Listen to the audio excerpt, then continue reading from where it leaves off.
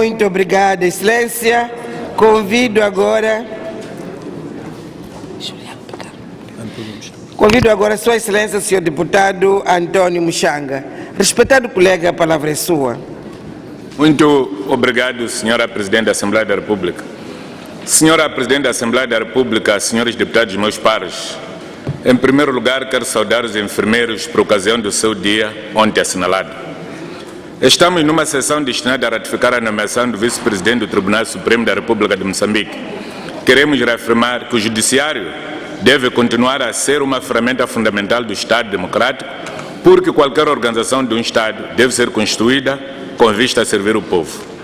Ao se construir um Estado, deve-se privilegiar a colocação nos órgãos do Estado pessoas impolutas, com base em critérios claros, públicos, estatuídos por lei e fundamentalmente assente na meritocracia, para permitir que os governantes façam chegar às mãos dos cidadãos os objetivos descritos nos programas que ditaram sua opção. Assim, podemos dizer que qualquer organização do Estado deve ser construída com um horizonte de conseguir que os anseios da comunidade sejam cumpridos. Por essa via, cresce a relação entre os políticos e os cidadãos. Lamentavelmente, não é o caminho que os governantes deste país escolheram, por força dos compromissos assumidos com a criminalidade organizada, que assumiu de um tempo para cá o financiamento das campanhas eleitorais do partido, financiamento ao partido que quer se manter no poder, usando para efeito desde os esquemas de invasão fiscal, branqueamento de capitais, indústria do rapto, construção de fábrica e distribuição de estupefacientes, entre outros males. A criminalidade organizada tomou conta do Estado através da ligação tentacular sedimentada dentro da máquina do partido no poder. Temos assim entre nós um Estado construído para obviar as pretensões das elites mesquinhas dentro do próprio partido, bem como manter a intocabilidade dos malfeitores para cometer os crimes impunemente. Por isso, teremos um sistema judicial subserviente à classe política e outros manifestamente subservientes ao crime organizado. Assim, os dois grupos encontram uma plataforma de trabalho e confiança que permite que os políticos deem cobertura aos malfeitores, enquanto os malfeitores financiam as atividades políticas do partido no poder, compram consciência dos cidadãos, pagam a manipulação dos resultados eleitorais e expõem o estado de coisas nesta pérola do Índico. Senhores deputados, minhas senhoras, meus senhores, a desconfiança dos cidadãos, o descontentamento, a intolerância e todos os ismos que não enchem a barriga da gente são um termômetro de que entre o povo e os governantes ergueu-se um muro que não permite o diálogo entre o cidadão e o governante. Sempre que o diálogo entre o cidadão e o governante não ocorre, é porque a corrupção e a falta de cumprimento de obrigações decorrentes das promessas eleitorais tomaram conta do mecanismo de controle, do desempenho do governo. É porque os malfeitores tomaram conta da instância de socorro dos cidadãos, que são os tribunais. Os tribunais, em tanto que tais, servem para reparar o dano causado ao cidadão, servem para restaurar a ordem violada, servem para reconstruir a confiança dos cidadãos. Em suma, é uma instância que repõe o equilíbrio do sistema. Sem tribunais, não se pode institucionalizar um Estado de Direito. Dito de outro modo, não há Estado de Direito sem tribunais funcionais. O nosso país conheceu num passado muito recente uma desgovernação baseada num partido único, numa chamada ditadura do proletariado, onde a política estava ao comando acima de todas as instituições. Nessa altura, a legalidade era uma miragem, era o império do atavismo, do poder absoluto do dirigente. Felizmente, esse passado foi afastado graças à luta da Renamo e do presidente Afonso da Câmara. Ao instituirmos o Estado novo, com o advento da democracia, houve uma evolução significativa. Surgiram várias universidades e com as várias universidades surgiu mais gente formada. E com gente formada melhorou a consciência dos magistrados, o que permitiu que se melhorasse a aplicação do direito à funcionalidade dos tribunais.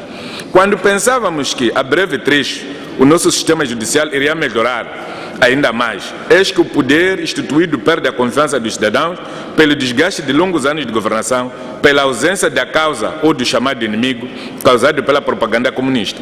A corrupção endêmica que afetou os órgãos do Estado, a arrogância e a luxúria que fez com que os comunistas de ontem virassem novos oligarcas e tributários da riqueza franciscana, hoje distantes do povo. Este distanciamento aliada à corrupção, ao crime organizado, interessada em eclipsar a ordem jurídica e garantir a intocabilidade dos seus agentes, fez com que o sistema judicial redegrisse, obrigando os tributários do poder a encontrar atalhos legais que lhes permitissem manter o casamento com o poder e com o crime organizado, garante da manutenção do poder da classe política governante.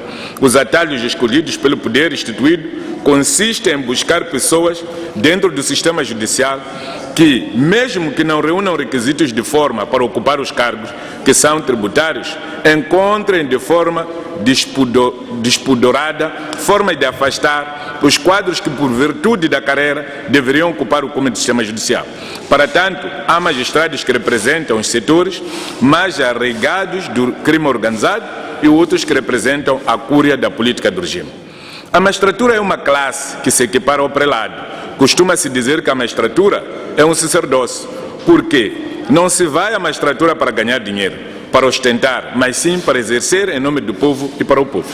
Por isso, a lei orgânica do judicial postula a propósito do cume do vértice do sistema judicial, representado pelos venerados conselheiros, que o presidente e o vice-presidente do Tribunal Supremo são eleitos entre os pares. Quer dizer que o cume do vértice daquela magistratura só poderá sair entre os conselheiros daquele venerado tribunal. No nosso modesto entender, este poder postulado na lei orgânica do judicial é de dignidade constitucional, porquanto o Tribunal Supremo e seus poderes, por serem órgão de soberania, são de dignidade constitucional. Como se pode inferir da secção que consagra a institucionalização os poderes daquele tribunal, podemos inferir de forma cristalina de que a própria Constituição remete à lei judiciária a consagração de vários aspectos, dentre as quais os requisitos de forma para ocupar a presidência e vice-presidência do Tribunal Supremo. Quer dizer que o limite estabelecido na lei orgânica dos tribunais judiciais resulta da delegação de poderes da Constituição. Por isso, a violação deste dispositivo por interesses do que foi suficientemente exposto equivale indubitavelmente à violação da lei-mãe. A carreira de magistrados é vertical e progredir na carreira como fundamento de tempo e mérito. A conjugação destes dois fatores, aliados à lisura e disciplina sacerdotal, faz com que a classe dos magistrados seja nobre e vertical. Por isso, só segundo a lei, só magistrados podem exercer os chamados atos jurisdicionais e quase jurisdicionais. Foi claro, com base nesse pressuposto, e só ser permitido aos magistrados judiciais exercerem atos jurisdicionais e quase jurisdicionais, que se instituiu o juízo de instrução criminal a vários níveis para retirar das mãos da polícia e do Ministério Público o poder que de forma promíscua era por eles exercido, representando este passo uma conquista nas liberdades individuais.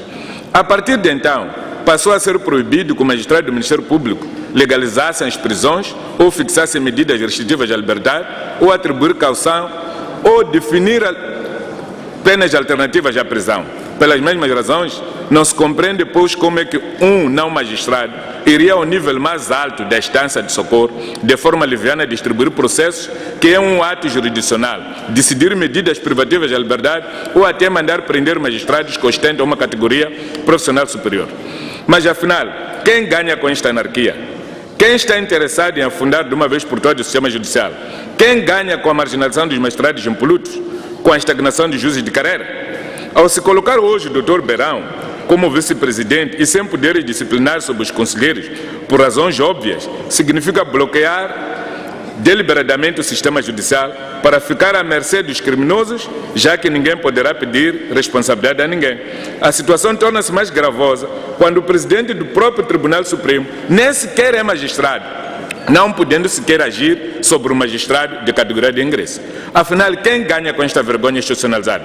A resposta a esta vergonha está no descalabro do sistema judicial, está na responsabilização dos malfeitores que moram no quarto onde reside o tesouro público, que confundem o bolso público com a algibera da sua avó. Está simplesmente em manter o poder, privilégio e a sangue assassina do crime organizado.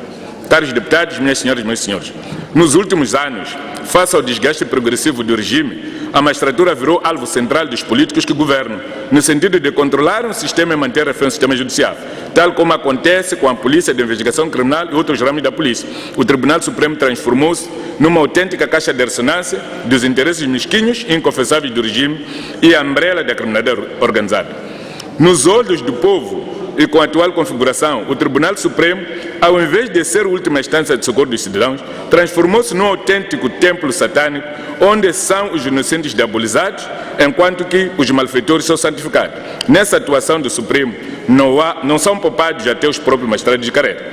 Nesta maneira de estar, há razões honrosas e honrosas exceções de magistrados cuja a sua lisura, porte, desempenho e carreira são de invejar. Mas, como se vê, são minoria e amordaçados pelo sistema.